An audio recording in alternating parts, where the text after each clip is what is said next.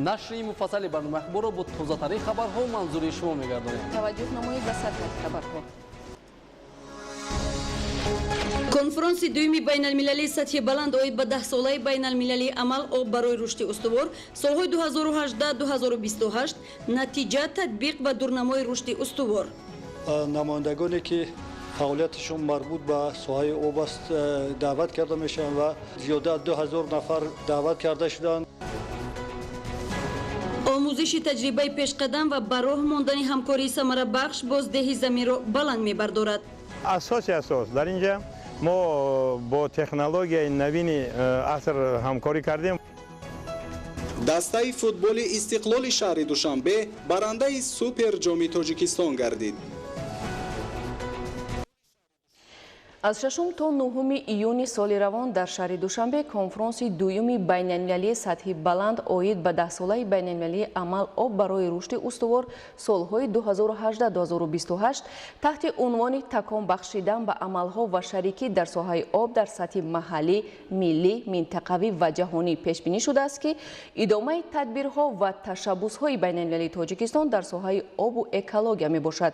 شهر همکاران ما قدنامه چهارم سازمان ملل متحد اوید به تشبس‌های جمهوری تاجیکستان که مربوط به آب و ذخیره‌های آبی‌اند دوره سالهای 2018-2028 را همچون 10 ساله بین المللی عمل آب برای رشد استوار اعلان نموده است که آن از 22 مارس سال 2018 شروع شده 22 مارس سال 2028 به انجام خواهد رسید. کنفرانسی که از 6 تا 9 ماه ایون سال روان در شهر دوشنبه گذرانده می شود دومین چهاربینی سطح بلند است که در دایره 10 ساله آب برای رشد استوار دایر می‌گردد.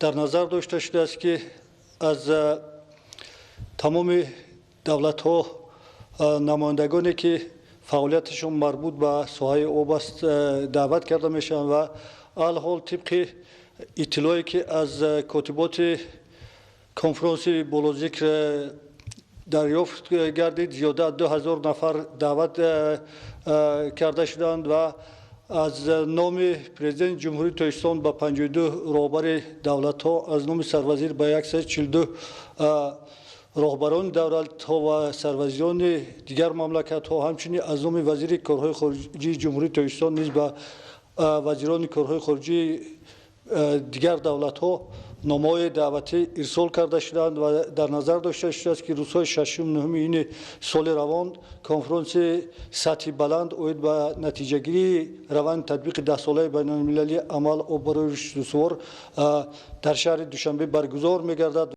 کنفرانس دوم بین المللی سطح بلند اوید به 10 ساله بین المللی عمل آب برای رشد استوار سالهای 2018-2028 امکان فراهم می‌آورد که کشورهای اعضای سازمان ملل متحد، سازمان‌های بین‌الدولتی و تمام نهادهای منفعت‌دار به رشد استوار ذخیره‌های آب توجه خاصه ظاهر نموده توسط مدیریت ذخیره‌های آب جهت رشد همکاری و اشتراک در سطح منطقوی و جهانی همچنین تطبیق استراتژی و لایحه‌های ساحه آب تلاش ورزند. اگر 10 سالهای گذشته و همایش‌های گذشته بین المللی در معین نمودن آن مشکلات‌هایی که در ساحه آب وجود داشت یک سهم گذاشته باشد امروز دیگر مشکلات‌های نو آشکار گردیده در این سمت مورد بررسی قرار داده میشوند و باور داریم که جهت حل این مشکلات‌ها نیز قدم‌های استوار و اقدام‌های من بعد نیز اندیشیده میشوند. هموازی پیدا نمودن چهارمین تشبس پرزیدنت جمهوری تاجیکستان در مسئله استفاده ثمرناک ذخیره‌های آبی و هم مؤلف قدنامه سازمان ملل متحد گشتن 177 کشور دنیا بازگو و نشان دهنده مهمیت تشبس‌های بشردوستانه پرزیدنت جمهوری تاجیکستان میباشد. برگزار گردیدن چنین یک همایش سطح بلند البته فراهم آوردن یک صحنه مکالمه برای حل مشکلات‌های آبی سیاره به حساب می رود زیرا از آغاز هزاره نو و آغاز عصر نو اساساً در دایره تشبس‌هایی که از جانب رهبریت سیاسی جمهوری تاجیکستان از منبر سازمان ملل متحد صدا دادند تشبس‌های جهانی مربوط به آب اساساً در دایره همین تشبس‌های جمهوری تاجیکستان عملی گردیده ایستادند و خوشبختانه این چهارمین قطعنامه سازمان ملل متحد اوید به تطبیق هدف‌های حل مشکلات آبی سیاره به حساب می رود. конфронси дуюми байналмилалии сатҳи баланд оид ба 10 солаи байналмилалии амал об барои рушди устувор солҳои 2018-2028 аз ҷониби ҳукумати ҷумҳурии тоҷикистон дар ҳамкорӣ бо созмони милали муттаҳид ва дигар шарикон ташкил гардида, он ба конфронси созмони милали муттаҳид оид ба баррасии миёнамуҳлати 10-солаи об ки 22-24 марти соли 2023 дар Нью-Йорк гузаронида мешавад, занҷираи марказӣ хоҳад буд. Зульфия Раҳимзода, Ҳафизуллои Саъдулло, Фирӯзи Мусо, Ахбор. худшиносиву худогоҳӣ ва ҳисси баланди ватандӯстӣ имрӯз байни аҳолӣ бахусус ҷавонони мамлакат баръалом мушоҳида мешавад. Дар иртибот ба ҳифзи дастовардҳои замони соҳиби истиқлолӣ масъулони кумитаи иҷроӣ ва вазорату идораҳои дахлдори мамлакат бо сокинони фаъоли ноҳияи Фархор мулоқот анҷом доданд. Манушери Сулаймон ва Меҳрӯзи Ҷумъа мавзӯъро шарҳ медиҳад. дар ноҳияи Фархор зимни мулоқот намояндагони кумитаи иҷроияи ҳаракати ваҳдати миллӣ, вазорати маориф ва илми ҷумҳурии Тоҷикистон ва маркази исломшиносӣ дар назди президенти ҷумҳурии Тоҷикистон оид ба ҳифзу пойдории истиқлолияти миллӣ, бунёди давлати муосиру пешрафта ва рушди ояндаи он изҳори андеша карданд, таъкид гардид ки ватандӯстӣ бояд сифати ҷудонопазир ва эҳсоси қалбии ҳар як шаҳрванди бонангу номуси мамлакат бошад ва ҷавонон бештар бо майлу иродаи хеш дар ҳифзи арзишҳои миллӣ арҷ гузоранд. имрӯз ҷавонони мо доир ба мафҳумҳои ҳуввияти миллӣ, худшиносиву худогоҳӣ ва масъалаҳои ҷамъиятию давлатӣ назари солиму огоҳона ва диди густурда доранд ки ин нишонаи возеҳи ташаккулёбии мафкураи соҳибватанӣ ва худшиносии насли ояндасози мамлакат мебошад. аз ин рӯ волидонро зарур аст барои дар рӯҳияи ватандӯстӣ тарбия намудани фарзандон саҳми назаррас гузоранд, зеро ҳар як наврас аз овони кӯдакӣ дар муҳити оила тарбия мегирад ва волидони бомаърифат метавонанд фарзандони солеҳро ба камол расонанд. омӯзгорон низ хонандагонро ҷиҳати иштирок дар озмунҳои ҷумҳуриявӣ, фуруғи субҳи донои китоб аст, илм фуруғи маърифат ва Тоҷикистон ватани азизи ман ки бевосита аз ҷониби асосгузори сулҳу ваҳдати миллӣ, пешвои миллат, президенти ҷумҳурии Тоҷикистон муҳтарам Эмомалӣ Раҳмон пешниҳод гардидааст, омода намоянд. ҳадаф аз баргузории чорабинии мазкур ки бо ташаббуси кумитаи иҷроияи ҳаракати ваҳдати миллӣ бо сокинони касбу кори гуногуни ноҳияи Фархори вилояти Хатлон доир гардид, ин баланд бардоштани ҳисси ватандӯстӣ, арҷ гузоштан ба арзишҳои миллӣ ба ҳисоб меравад. ватандӯстӣ яке аз роҳҳои асосии давлатдорӣ, нангу номус, нишони ифтихор аз ватан ва содиқ будан ба сарзамину истиқлолият мебошад. Манушери Сулаймон, Меҳрӯзи Ҷумъа, Ахбор. корҳои фаҳмондадиҳӣ барои мубориза ба бемориҳои мавсимӣ дар шаҳри Истаравшан вусъат дода мешавад. дар ин замина дар муассисаи давлатии табобатии кӯмаки аввалияи тиббии санитарии шаҳри Истаравшан машварати тавсиявии омӯзишӣ баргузор гардид. гузориши Мазбут Бобозода аз шаҳри Истаравшан.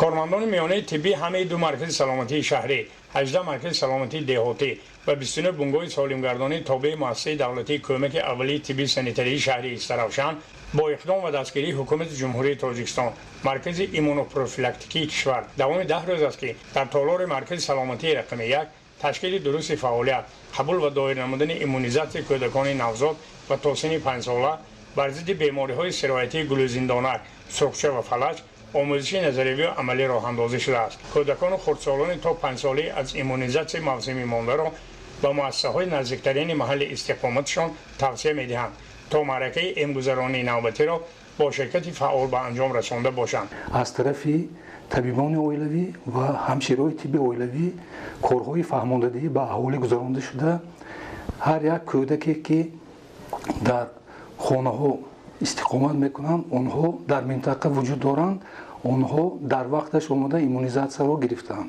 аз ҳамин лиҳоз дар маркази саломатӣ мо шумораи умумии кӯдаконе ки онҳо дар вақташ иммунизатсия нагирифтанд хело кам мебошад.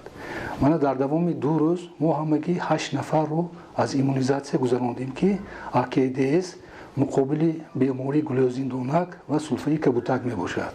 дар ин баробар таъкид мегардад ки аҳолӣ аз гирифтани ваксина даст накашанд, зеро ваксина бар зидди бемории COVID-19 ройгон буда ашхоси ваксина қабул карда дар ҷисми хиш нисбати бемориҳои гузарандаи сироятӣ иммунитет пайдо мекунад ва ба бемориҳо гирифтор намегардад. хурсандиовар аст ки дар шаҳру деҳоти Истаравшан назар ба таъкиди масъулини муассисаи давлатии кӯмаки аввалияи тиббии санитарӣ ба 159550 нафар ваксинаи якум ва ба 152590 нафар ваксинаи дуюм бар зидди бемории COVID-19 гузаронда шудааст ки мутаносибан 97.6 و 93 عزادو رو تشکیل داده. امروز در همه مؤسسه‌های طبابت و سالمگردانی دوره سوم واکسینگیری ادامه دارد. با ساکنان شهر دهاتی استرافشان واکسن ضد کووید 19 به طریق رایگان گذرانده شده ایستاده است.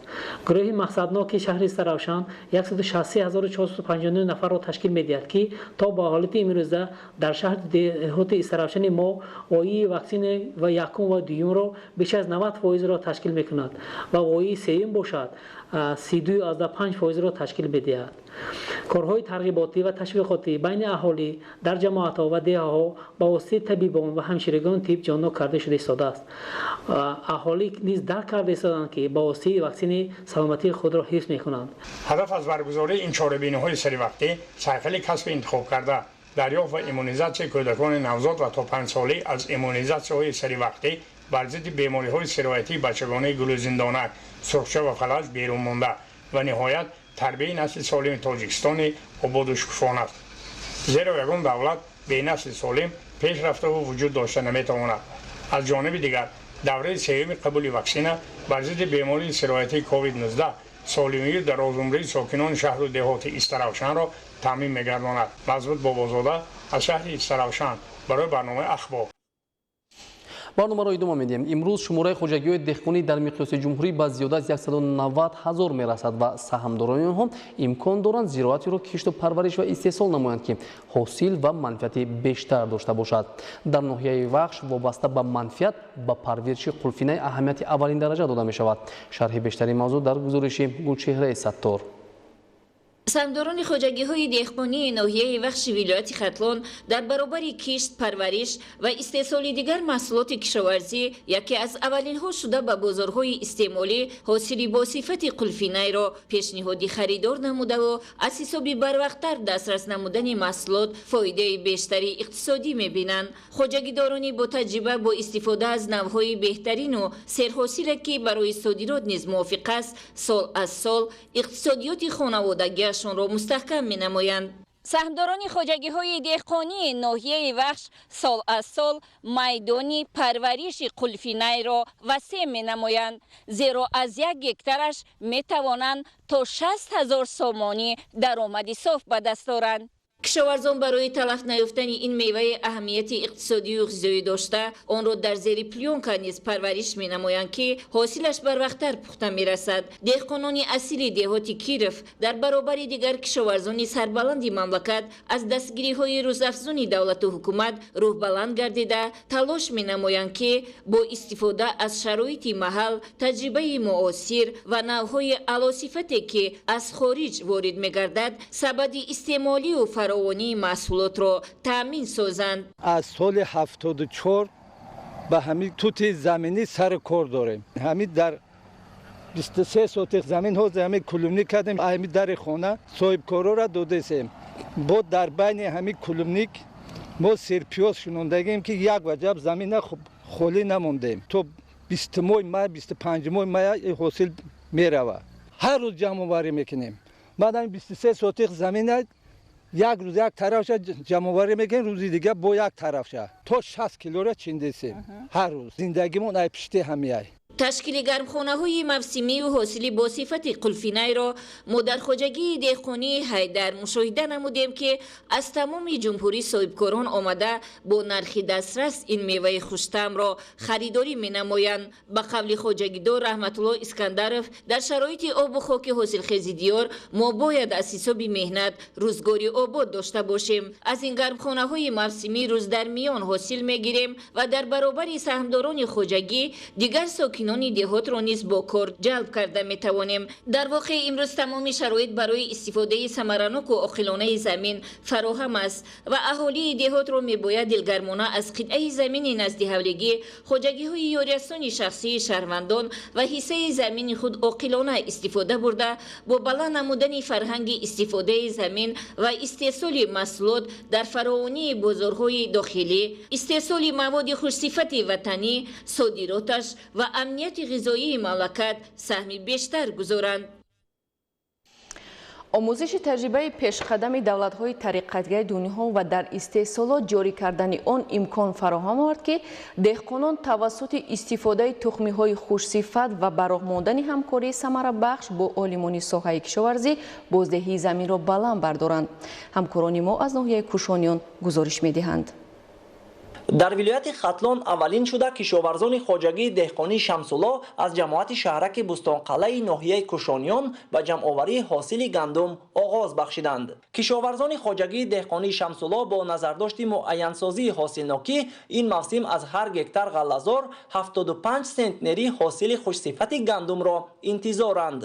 таҷрибаи сесола нишон дод, яке аз омилҳои дар ин майдон зиёда аз 22 рӯз барвақт расидан, ин пеш аз ҳама дар риояи дурусти парвариши технологияи гандум, яъне ки бо ворид намудани масалан дар ҳар як гектар 10 тонна порӯи пусидаи чорвои калони шохдор ва истифодаи маҷмӯи нуриёи микробиё ки қабати хок гарм мешавад ва асоси асос дар инҷа мо бо технологияи навини аср ҳамкорӣ кардем ва имконият пайдо кард ки бо истифодани коркарди ғайрирешагӣ имконияти ҳам ҳосили хуб ҳам барвақт расидан ба чашм худатон бинед намоён аст. ғани гардонидани таркиби хок тавассути истифодаи нуриҳои органикӣ, истифодаи оқилонаи маҷмӯи нуриҳои микробиологӣ, ҷорӣ намудани технологияи парвариши гандум, омӯзиши таҷрибаи пешқадами давлатҳои пешрафта дар арсаи кишоварзӣ ва ба роҳ мондани ҳамкориҳои самарабахш бо олимони соҳа сол самари заҳмати деҳқононро натиҷабахш месозад. бо истифода аз нуриҳои биологӣ бо олимони варзидаи кишоварзӣ аз нуриҳои биологиро аз онҳо мо истифода мебурдем ва ҳосили хуб ба даст орем ва дар нақша аст ки зиёда аз 70 центнер гандум ба даст биёрем. дар баробари оғоз бахшидани ҳосили гандум дар хоҷагии деҳқонии Шамсуллои ноҳияи Кушониён дар қитъаи алоҳида парвариши лаблабӯи тухмии навъи аброриро ба роҳ монданд ки оғози моҳи июн аз ин зироат тухмии бо сифати лаблабӯ ба даст оварда баргу пояи онро ҳамчун хӯроки ширадор барои парвариши чорво ҷамъоварӣ менамоянд. дар натиҷаи ҳамкории селексионӣ бо олимони Федератсияи Россия алахсус бо кишвари Краснодар ба мо муяссар шуд дар шароити иқлими минтақаи бохтар нави лаблабӯи ширин бо номи аброрӣ аллакай тайёр шудааст. дар шакли мебинед имрӯз ин майдон ғарқи ҳосил аст ва дар ҳар як ниҳоли лаблабӯи нави аброрӣ зиёда аз 35-40 та шоха аст. мебинед дар ҳар як шоха ин камаш ба 26-27 та поябанди хуми лаблабӯ аст ва хуби дар он аст ин нав миёнапаз аст, яъне ки агар мо дар моҳои агар охири октябрам корем ва охирҳои май бо пуррагӣ метавонем ҳосили лихо гирем ва аз ҳама муҳими дар он аст ки дар ратсиони чорвои калони шохдор барои зиёд кардани истеҳсоли шир ва зиёд кардани равғаннокӣ агар мо ба ҳисоб мебинем агар 10-15 кило лундаи ва лаблабӯро истифода барем, ин ба он ода мерасонад ки ҳам истеҳсоли шир ва асос сифат хуб мешавад. хоҷагидорон заминҳои дар ихтиёр доштаашонро мақсаднок истифода бурда ҳосили хуби картошка ва лӯбиёгиҳоро низ ба даст меоранд. дар ин баробар аҳли заҳмат барои сари вақт анҷом додани кишти такрорӣ дар майдонҳои аз ҳосил холӣ гашта омодагӣ мегиранд. дар ҷамоати деҳоти ватан ва зафари ноҳияи Фархор дар натиҷаи самаранок истифода бурдани заминҳои назди ҳавлигӣ, хоҷагиҳои ёрирасони аҳолӣ ва умуман ҳар қитъа замини корами обӣ кишти баҳории зироати кишоварзӣ 110% иҷро шудааст. дар деҳоти мазкур аҳли заҳмат ба ҷамъоварии ҳосили картошка ва пиёз шурӯъ карда нақша доранд дар ҷои онҳо кишти такрорӣ гузаронанд. идомаи мавзӯъ дар гузориши Сайҷафари Маҳмадалӣ ва Хуршеди Нодирхон.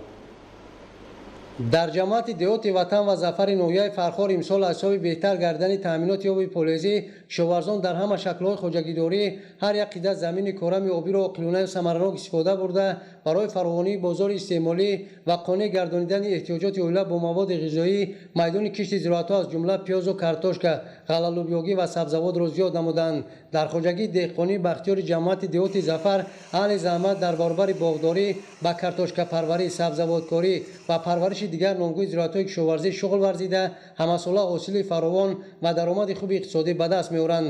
дар хоҷагӣ байни қатори боғ пурсамар истифода шуда кишоварзон ният доранд ки дар замини аз ҳосили пиёзу сирпиёз холӣ шуда ва баъди ҷамъоварии картошка пурра дар байни қатори боғ кишти такрорӣ гузаронанд.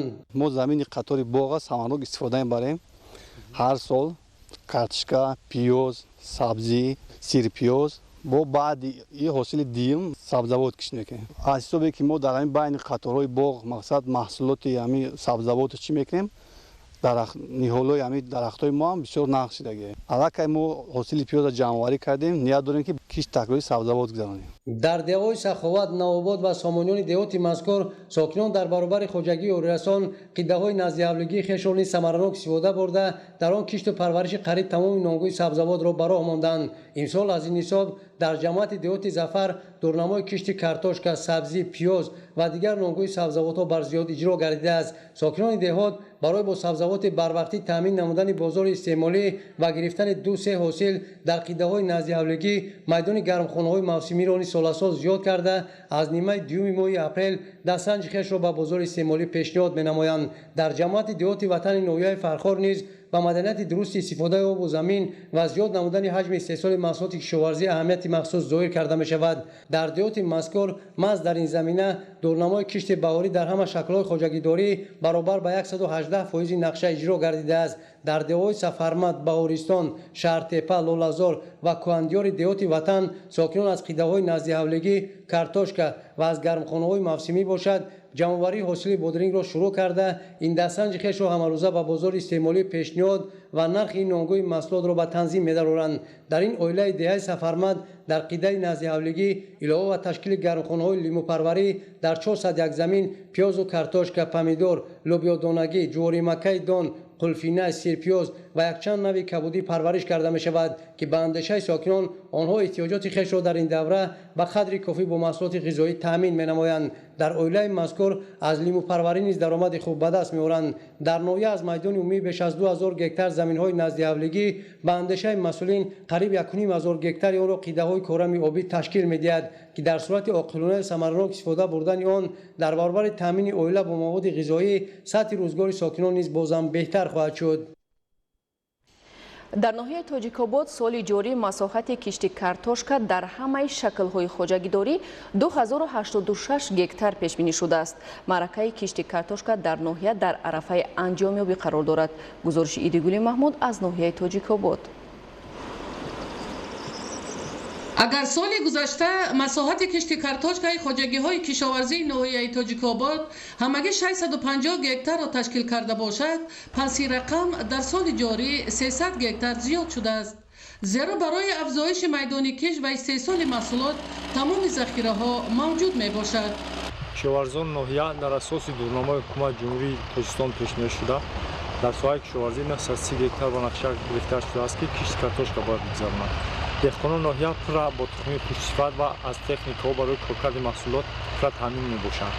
аллакай аз аввали моҳи апрел сар карда деҳқонони ноҳия ба кишткор шурӯъ карданд. деҳқонони ноҳия аз ҳар рӯзи офтобӣ истифода бурда дар муҳлати муайян аз уҳдаи нақшаи пешниҳодшуда мебароянд ва тасмим гирифтанд ки дар таъмини амнияти озкории мамлакат саҳми худро гузоранд. барои дар муҳлати пешбинишуда анҷом додани маъракаи кишти картошка ситоди ноҳиявӣ фаъолият дошта, техникаҳои маркази хизматрасонӣ дар маҳалбудаи идораи ҷумҳуриявии агролизинг ва барномаи рушди соҳаи чорводорӣ дар ҷамъиятҳои деҳот вобаста шудааст то маъракаи киштукор дар муҳлати муайяншуда анҷом дода шавад.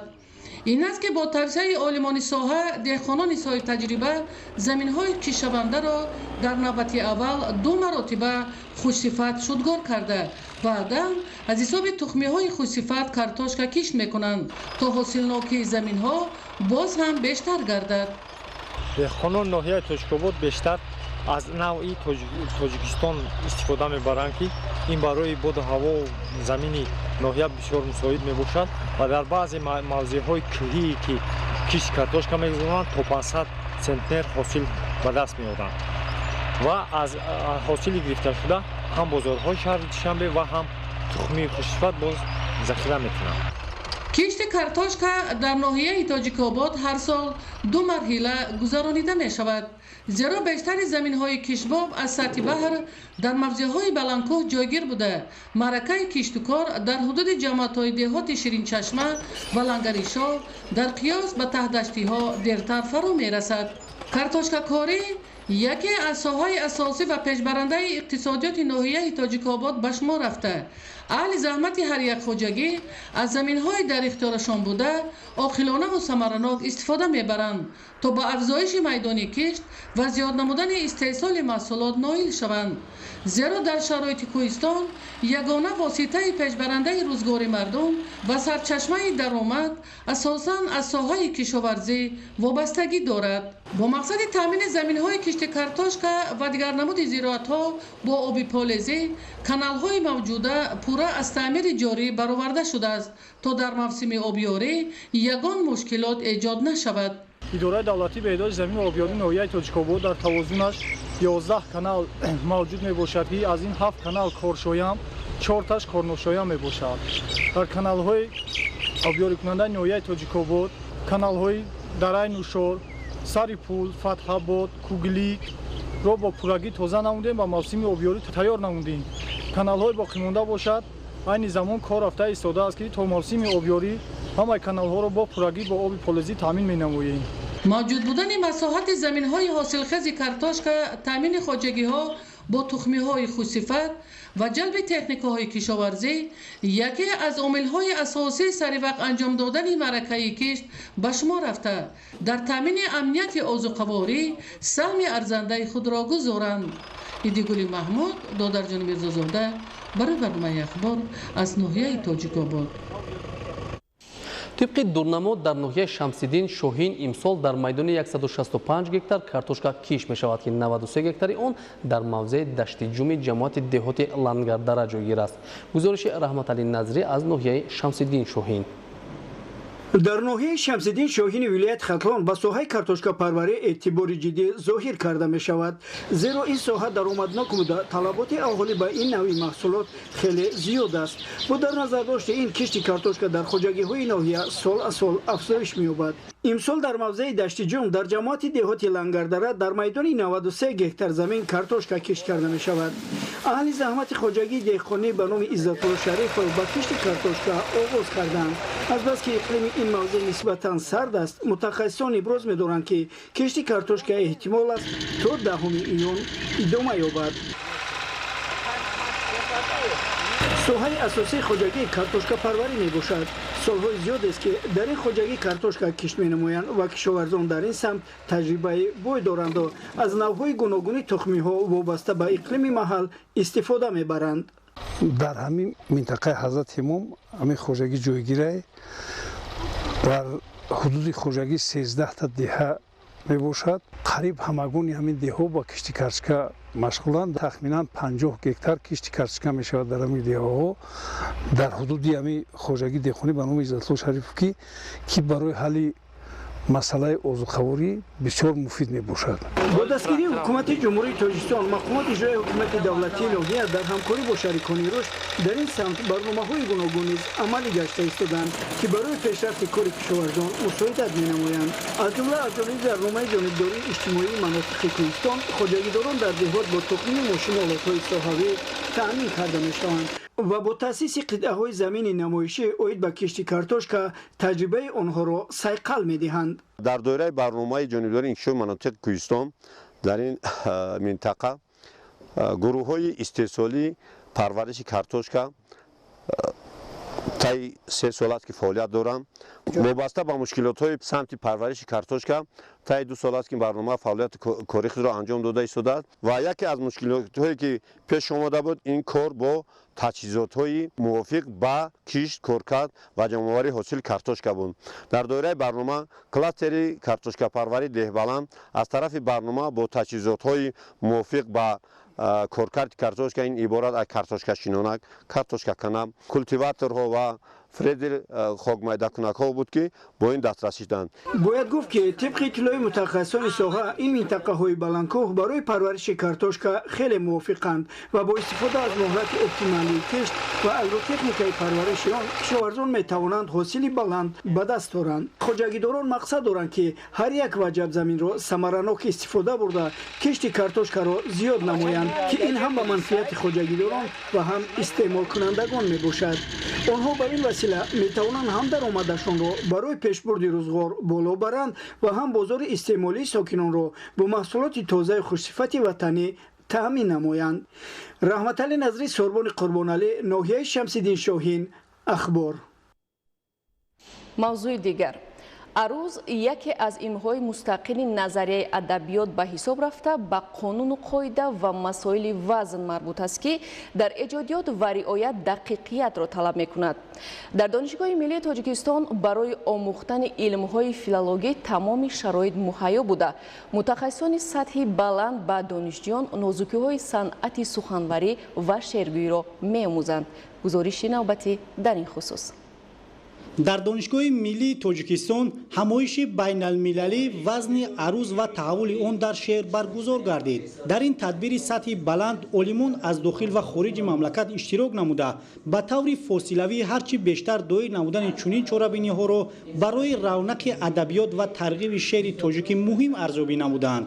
ин конференсия унвон дорад вазни арӯз ва таҳаввули он дар шеъри форсии тоҷикӣ ва инҷа хеле донишмандон омадаанд ва ба ҳамин муносибат хеле устодон ва олимони адабиётшинос маърузаҳои бисёре пешниҳод карданд ва ҳамаи донишмандон бар он назаранд ки дар шеъри форсии тоҷикӣ вазн ниҳоят гӯем унсури созанда мебошад ва бар замми тахайюл, бар замми образофаринӣ ҳамин вазни арӯз дар шеъри форсии тоҷикӣ мақоми бисёр шоиста дорад ва барои ҷанбаҳои эстетикии шеъри классикии мо ва шеъри муосири мо вазн албатта хеле аҳамияти калон дорад.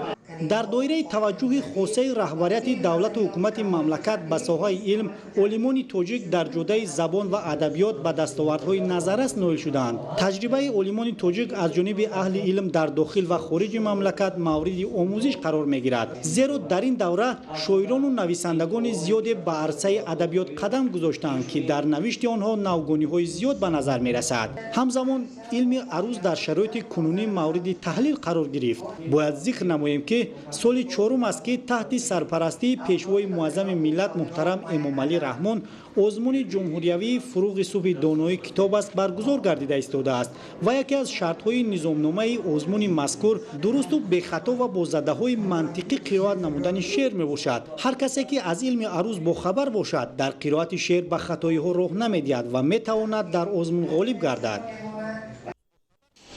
ҳукумати мамлакат бо мақсади дастгирӣ ва ҳавасмандгардонии ҷавонони лаёқатманду соҳибмаърифат ва ватандӯсту хештаншинос давоми солҳои соҳиби истиқлолӣ барои баланд бардоштани нақши ҷавонон дар ҷомеа, муҳайё сохтани шароити мусоид барои таълиму тарбия, касбу илмомӯзӣ, аз худ кардани забонҳои хориҷӣ, воқиф будан аз технологияҳои муосир тамоми тадбирҳоро амалӣ менамояд.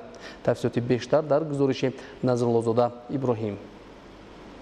ҷавонон ки қишри ояндасозу қувваи пешбарандаи давлату миллат ба ҳисоб мераванд, ҷиҳати ба илму дониш фаро гирифтани онҳо аз ҷониби ҳукумати ҷумҳурии Тоҷикистон тадбирҳои муассир андешида мешавад. дар партави дастгирӣ ва роҳнамоиҳои бевоситаи асосгузори сулҳу ваҳдати миллӣ, пешвои миллат президенти ҷумҳурии Тоҷикистон муҳтарам Эмомалӣ Раҳмон ҷавонони хуштолаи даврони истиқлоли давлатӣ ҳамеша дастгирӣ ёфта, ҷиҳати пешбурди фаъолияти онҳо дар тамоми соҳаҳо иқдомҳои навбанав пеш гирифта мешаванд. ҳукумати мамлакат бо мақсади дастгирӣ ва ҳавасмандгардонии ҷавонони лаёқатманду соҳибмаърифат ва ватандӯсту хештаншинос давоми солҳои соҳибистиқлолӣ баҳри баланд бардоштани нақши ҷавонон дар ҷомеа, муҳайё сохтани шароити мусоид барои таълиму тарбия, касбу илмомӯзӣ, аз худ кардани забонҳои хориҷӣ, воқиф будан аз технологияҳои муосир тамоми тадбирҳоро амалӣ намуда истодааст. маҳз боварию эътимод ва сиёсати ҷавонпарваронаи пешвои миллат аст ки дар самти дастгирии насли наврасу ҷавон ба таври ҳамешагӣ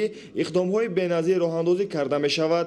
яке аз чунин иқдомҳо ва механизмҳои ҳавасмандгардонӣ ва дастгирии иҷтимоии ҷавонон ин таъсиси стипендияи президентӣ барои хонандагони мактабҳо ва донишҷӯён аст ки пешвои муаззами миллат аз рӯзҳои нахустини давлатдорӣ ба ин масъала диққати махсус зоҳир карда буданд.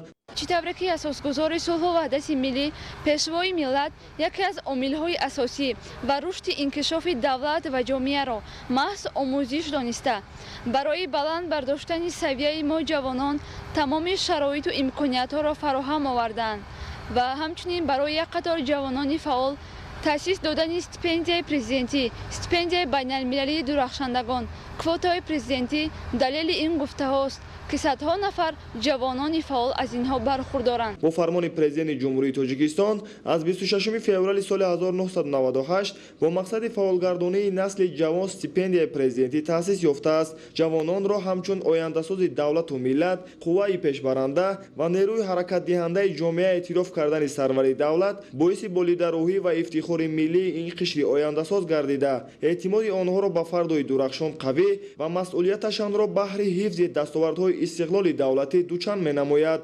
назлозода иброҳим, мақсади мақсад, ахбор. боварӣ ва эътимоди комили давлат ба нерӯи пуриқтидори ҷомеа ҷавонон меафзояд. ҷавонон қишри фаъоли ҷомеа ба шумор рафта, саҳми онҳо дар рушд, пешрафт ва таҳкими пояҳои давлатдорӣ назаррас аст. дар донишгоҳи миллии тоҷикистон ба муносибати рӯзи ҷавонони тоҷикистон чорабинии тарғиботи иттилоотӣ ташкил карда шуд. нуриддини қурбон аз рафти чорабинӣ гузориш омода намудааст. дастоварду муваффақияти ҷавонон дар ҳама самтҳо илм, инноватсия ва варзиш дар донишгоҳи миллии тоҷикистон назаррасанд. нишонаи он иштироки фаъолонаи онҳо ва ба даст овардани ҷойҳои ифтихории донишҷӯён дар олимпиадаҳои ҷумҳуриявӣ, байналмилалӣ ва мусобиқаҳои гуногуни варзишӣ дар тоҷикистон ва берун аз он аст. қабл аз оғози чорабинӣ, дастовардҳои варзишгарон, ихтирооту навоварии олимони ҷавон дар самтҳои мухталиф ба намоиш гузошта шуд. намояндагон аз дастовардҳои ҷавонони донишгоҳи миллии тоҷикистон дидан карда, онҳоро ба навоварӣ дар соҳаи илм ва инноватсия, ба хусус омӯзиши фанҳои табиатшиносӣ, дақиқ ва риёзӣ ҳидоят намуданд. дар ҷамъомади тантанавӣ ба рӯзи ҷавонони тоҷикистон, роҳбарияти донишгоҳ ва кумитаи кор бо ҷавонон ва варзиши назди ҳукумати ҷумҳурии тоҷикистон суханронӣ карда, изҳор доштанд ки дастгирии ҷавонон дар сиёсати пешгирифтаи роҳбарияти олии давлат ва ҳукумати ҷумҳурии тоҷикистон мавқеи калидӣ дорад. давлат барои фароҳам сохтани зиндагии шоиста барои насли умедбахши миллат ҷавонон тамоми тадбирҳои муҳимро амалӣ менамояд.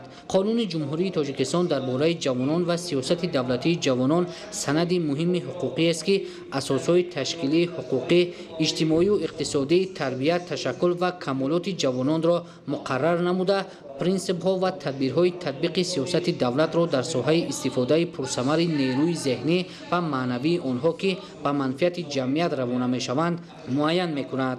мо ҷавонони саодатманди ин сарзамини муқаддас хуб огоҳ ҳастем ки пешвои маҳбуби миллат баҳри зиндагии осудаи мардум ба хотири ояндаи дурахшони миллати тоҷик, бахусус ҷавонони ояндасоз, пояи ваҳдат ва муттаҳидиро асос гузоштааст ва бо чунин иқдомҳои наҷибу созандаи роҳбари хиратманд тоҷикистони имрӯзаро ҷомеаи ҷаҳонӣ бишинохту таҷрибаи сулҳофари ӯро чун беҳтарин роҳи ҳалли мушкилот эътироф намуда, аз он дарси ибрат мегирад.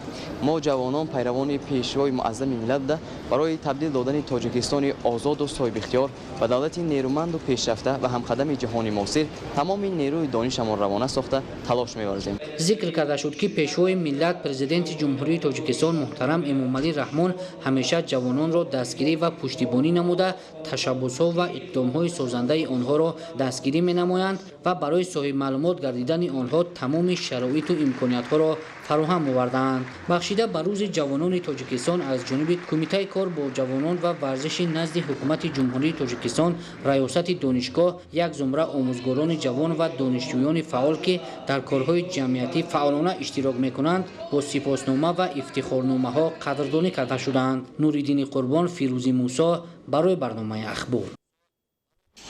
ба муносибати рӯзи ҷавонон дар ноҳияи айнии вилояти Суғд фестивали ҷавонони мамлакат таҳти унвони «Дӯст ояд гарм дар оғӯш гир» баргузор гардид ки дар он 150 нафар аз шаҳру ноҳияҳои гуногуни мамлакат иштирок намуданд. иштирокчиёни фестивали ҷумҳуриявӣ таҳти унвони «Дӯст ояд гарм дар оғӯш гир»-ро дар ноҳияи айнии вилояти Суғд ва шаҳри Панҷакен дар сатҳи баланд ва меҳмоннавозии хоси тоҷикона пешвоз гирифтанд. мавриди зикр аст ки дар доираи фестивали мазкур зиёда аз 150 нафар ҷавонон аз тамоми минтақаҳои кишвар муттаҳид шуда аз шаҳру навоҳии мамлакат боздид ба амал меоранд. ин навбат ҷавонон рӯзҳои 8 ва 9 майи соли равон аз ноҳияи айнӣ ва шаҳри Панҷакен дидан намуданд. иштирокчиёни фестивал нахуст аз мавзеъҳои таърихию сайёҳии ноҳияи айнӣ дидан карданд. онҳо осорхонаи ноҳияро тамошо карда اوید به تاریخ، فرهنگ و مدنیت ساکنان ناحیه عینی معلوماتی مفصل پیدا نمودند. همچون یک جوانی دوران صاحب استقلال گفتنی هستم که شکرانه از استقلالیت دولتی میکنیم، شکرانه از رهبر کشور میکنیم که به ما چنین شرایط ها را، چنین فستیوال و آزمون و کنفرانس ها را امکانیت میدهند که ما در آنها اشتراک نماییم و تاثیرات خود را داشته باشیم، با جوانان تمام منطقه های جمهوری آشنا شویم، با رسم و رسوم منطقه های تاجیکستان، منطقه های دوردست و نزدیک آشنا باشیم، دانیم و هنرهای مردمی و سیاحی کشور را پاس داریم. تدبیر مذکور یعنی سرجم نمودن جوانان شهر و ناحیه‌های مملکت اهمیت خاصه داشته و تحکیم دوستی آنها زمینه میگذارد. در ادامه در تالار قصر فرهنگ ناحیه عینی کنفرانس در موضوع نقش پیشوای ملت در تطبیق سیاست دولتی جوانان برگزار گردید. در چاره‌بینی نمایندگان مقامات اجرایی حکومت دولتی ناحیه عینی و کمیته کار با جوانان و ورزش نزد حکومت جمهوری تاجیکستان اشتراک داشتند. تاکید کرده شد که سیاست دولتی جوانان و دستگیری همیشگی آنها زیر توجه مخصوصی رهبریت عالی دولت و حکومت جمهوری تاجیکستان قرار دارد. گفته شد که در دایره سیاست دولتی دستگیری جوانان برای بررسی و حل مسائل جوانان و اشتراک فعال آنها در حیات سیاسی، اقتصادی، اجتماعی و فرهنگی کشور سال 2015 در نزد پرزیدنت جمهوری تاجیکستان شورای ملی کار با جوانان تأسیس داده شد. جوانان سعادتمند همه این دستگیری و غمخواری رهبر جوانپرور خویش را به خوبی درک نموده چون قوه بزرگ جامعه برای پیشرفت تاجیکستان صاحب استقلال تلاش می‌ورزند. در ادامه فستیوال همه اشتراکچیان از زیبایی‌های طبیعت دهه زیرآباد دیده نموده در مراسم گشوده شوی مسابقه‌های گوناگون ورزشی ناحیوی برای دریافت جام رئیس ناحیه عینی که در تالار ورزشی مؤسسه تحصیلات میانه عمومی رقم 15 برگزار شد اشتراک نمودند. ذکر گردید که در ناحیه عینی در دایره توجه از دستگیری‌های همیشگی رهبریت عالی مملکت ساحه ورزش رشد نموده، تالار و میدانچه‌های نوی ورزشی ساخته شده است. پس از تماشای ورزشگاه مرکزی ناحیه که برای 6000 جای نشست میباشد، همه مهمانان به زیارت مجمع نقیبخان طغرل احراری که در دهه زوسون واقع است سفر کردند. در اینجا همچنین خانه موزه شاعر را تماشا نموده اوید به فعالیت و آثار پرغناوت شاعر به خود معلوماتی کافی گرفتند. شام همین روز در میدان نشان دولتی مرکز ناحیه برنامه کنسرتی اهل فرهنگ ناحیه عینی برگزار شد که صنعتکاران با سرودن شعر و سرودهای ترنمگری استقلال و آزادی و تحکیم بخش دوستی طبع قلب اشتراکچیان را شاد نمودند. تشکیل فستیوال جمهوریوی تحت عنوان دوست آید گرم در آغوشگیر اهمیتی مهم داشته در بین جوانان دوستی، رفاقت، یکدیگرفهمی و متحدی را تقویت می‌بخشد. سپس اشتراکچیان فستیوال مذکور جانب شهر پنجکند راه پیش گرفتند. در شهر پنجکند نیز اشتراکچیان را تحت نوای کرنه سرنای پیشواز گرفتند. شروع از 1 می سال روان با ابتکار ریاست کار با جوانان و ورزش ولایت خطلان چاره‌بینی‌ها به مناسبت روز جوانان تاجیکستان ادامه دارد. از جریان چاره‌بینی مذکور خدایداد رجب و اسکندری سعید گزارش می‌دهند. جوانان نیروی آینده‌ساز جامعه و دولت صاحب استقلال منبع حساب رفته با مقصد رشد و پیشرفت آنها و فراهم آوردن شرایط و امکانیت‌ها به خاطر علم و هنرآموزی نسل جوان از جانب حکومت جمهوری تاجیکستان توجه خاصه ظاهر می‌گردد. همه ساله در سنه 23 می به استقبال روز جوانان تاجیکستان در سراسر کشورمان مراسم و چاره‌بینی‌های باشکوه برگزار می‌گردد. از جمله در دایره برنامه‌های جشنی بخشیده بر روز جوانان چاره‌بینی باشکوه فرهنگی فراغتی تحت عنوان جوانان عضو یک عائله دایر گردید. در این چاره‌بینی سرداران ریاست شعبه و بخش‌های مربوطه مقامات اجرایی حکومت دولتی ولایت خطلان، تشکیلات‌های شهری، قسماً مدیران بخش‌های کار با جوانان و ورزش، گیرندگان استیپندیای پرزیدنتی، جوانان فعال، دانشجویان و کارمندان جوان تشکیلات و مؤسسه‌های حدود شهر باختر اشتراک و سخنرانی نمودند. مراسم افتتاح چاره‌بینی‌ها به مناسبت روز جوانان تاجیکستان برگزار گردیده ایستاده است. давоми моҳи май дар қаламрави вилоят аз ҷумла дар маркази вилоят шаҳри бохтар як зумра чорабиниҳои маърифатӣ сиёсӣ фарҳангӣ оммавӣ варзишӣ ба нақша гирифта шуданд ва онҳо пурра ташкилот баргузор карда мешаванд ба хотири баланд бардоштани маърифати сиёсӣ ҳуқуқӣ ва ба хотири иштироки фаъолона ва нақши доимӣ доштани ҷавонон дар ҳаёти сиёсӣ ва фарҳангии кишвар. мо нақша дорем ки чунин чорабиниҳоро дар доираи қарорҳои дахлдори раисони шаҳру ноҳияҳои ҳудуди вилоят дар ҳама шаҳру ноҳияҳои вилоят дар дурдасттарин ҷамоатҳои деҳоту шаҳрак ташкилот баргузор намоем ва бори дигар шаҳодат диҳем ки имрӯз насли ҷавони кишвар насле ҳаст ки пайрави асилу воқеии пешвои муаззами миллат аст дар сиёсати давлатии ҷумҳурии тоҷикистон аз ҷумла дар сиёсати давлатии кор бо ҷавонон устувор аст мавқеи калидӣ дорад ва ба хотири ҳимоя аз манфиатҳои ин давлат ин миллат ҳамеша омода аст. дар идомаи чорабинии имрӯза ҳамчунин зикр гардид ки ҷавонони кишвари мо зери таваҷҷӯҳ ва ғамхориҳои пайвастаи давлату ҳукумат қарор дорад. маврид ба ёдоварист ки пешвои муаззами миллат муҳтарам эмомалӣ раҳмон бо таваҷҷӯҳ ба таҳсилоти олию миёнаи касбӣ фаро гирифтани ҷавонон ва дар роҳияи ватандӯстию арзишҳои муқаддаси миллату давлатдорӣ ба воя расонидани насли ояндаи ҷомеа кӯшиш ба харҷ медиҳанд. дар чорабинии имрӯза донишҷӯёни фаъол ва гирандагони стипендияи президентӣ низ суханронӣ намуда бо ифтихори сарбаландӣ иброз доштанд ки ҷавобан ба боварию ғамхориҳои сарвари давлат онҳо азму талош доранд то бо баҳои аъло таҳсил намуда оянда ба ҳайси мутахассисони соҳибтаҷриба дар рушду нумӯи тоҷикистони биштосоямон саҳми арзандаи худро гузоранд.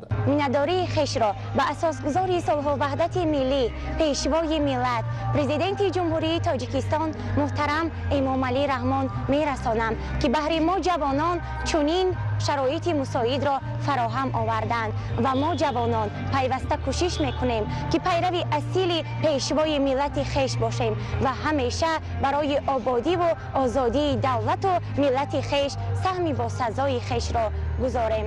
дар идомаи чорабинии фарҳангии ҷавонон ҳамчунин аҳли фарҳанги вилояти хатлон бо намоиши барномаи ҷолиби консертӣ хотири меҳмонону иштирокдоронро шод гардониданд.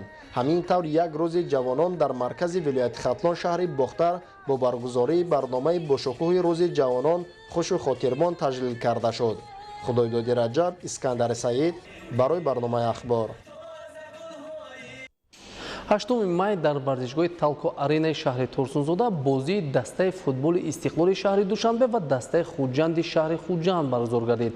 дар шаҳри ваҳдат бошад бо иштироки варзишгарони шаҳру ноҳияҳои мамлакат мусобиқаи ҷумҳуриявии тенниси рӯи миз барои дарёфти ҷоми федератсия баргузор шуд. хабарнигорони мо дар ин хусус гузориш медиҳанд. дастаи маъруфи мамлакат истиқлоли шаҳри душанбе маротибаи 11-ум барандаи суперҷоми тоҷикистон шуданд. 8 май дар варзишгоҳи талко аренаи шаҳри турсунзода дар ҳузури 5600 нафар тамошобинон мусобиқаи 13-уми суперҷоми тоҷикистон 2022 миёни дастаҳои футболи истиқлоли шаҳри душанбе ва хуҷанди шаҳри хуҷанд доир шуд. дастаҳои футболи истиқлоли шаҳри душанбе ва хуҷанди шаҳри хуҷанд барои ба даст овардани суперҷоми кишвар бозии арзандаву ҷолиб нишон доданд. футболбозони ҳарду даста имконияти зиёди кушодани ҳисоби бозиро доштанд, лекин аз он на он қадар самаррок истифода бурда тавонистанд. баъди ба майдон баромадаи рустам соиров бозии дастаи истиқлол ранги дигар гирифта, онҳо дар дақиқаи 84-уми бозӣ тавонистанд ба задани гол даст ёбанд. дар идомаи воқеӣ дастбаронии рустам хоҷаев кӯшиши баробар кардани ҳисоби бозиро карданд, лек ҳамаи он бенатиҷа анҷом ёфт. бо ҳамин натиҷаи минималӣ 1-0 дастаи футболи истиқлоли шаҳри душанбе бар муқобили дастаи хуҷанди шаҳри хуҷанд зафар ёфта маротибаи 11-ум барандаи суперҷоми тоҷикистон шуданд. бояд гуфт ки дастаи футболи истиқлоли шаҳри душанбе ва хуҷанди шаҳри хуҷанд бори 5-ум барои суперҷом миёни ҳам мубориза мебаранд.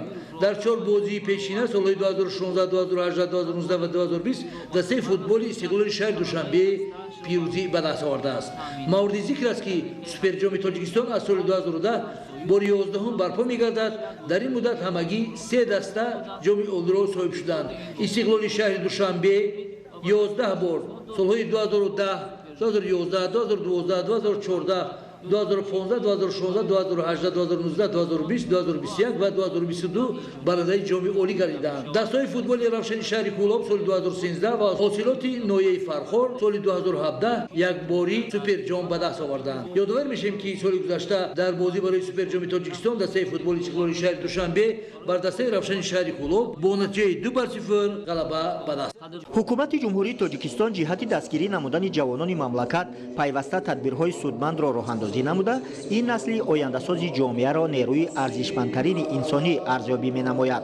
ماه می را در سراسر تاجیکستان صاحب استقلال همچون ماه جوانان مملکت میتوان عنوان کرد. در دایره برگزاری ماه جوانان تاجیکستان با ابتکار فدراسیون تنیس روی میز جمهوری تاجیکستان در همکاری با کمیته کار با جوانان و ورزش نزد حکومت جمهوری تاجیکستان تدبیر ورزشی مسابقه جمهوریوی تنیس روی میز برای دریافت جام فدراسیون دایره برگزار گردید. در این مسابقه جمهوریوی که دوام 3 روز برگزار گردید شماره زیادی نورسان و جوانان دوستداران این نمود ورزش مملکت شرکت ورزیدند.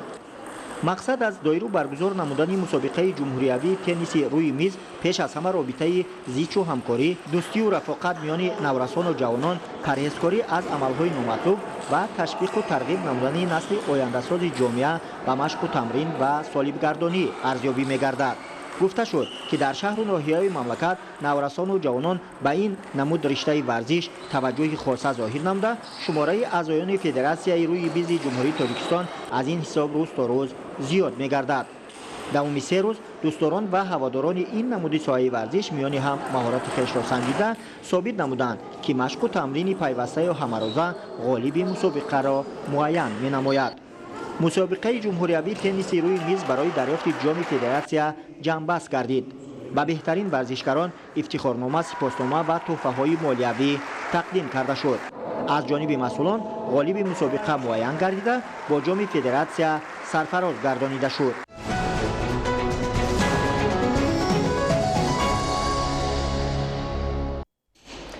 بینندگان عزیز این بود نشر مفصل برنامه اطلاعاتی اخبار. تان سیات و خانوباد باشید.